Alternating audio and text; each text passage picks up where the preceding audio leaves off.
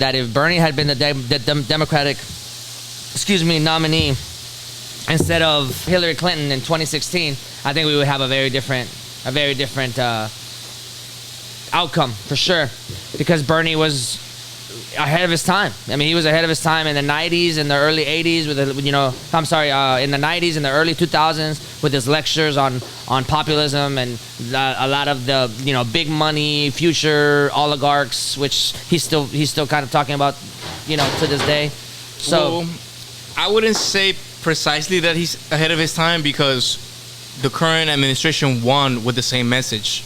Let's work for the working class, the general public. Mm-hmm. And the general public is angry, and they voted for the populist message that was like, we're going to help you.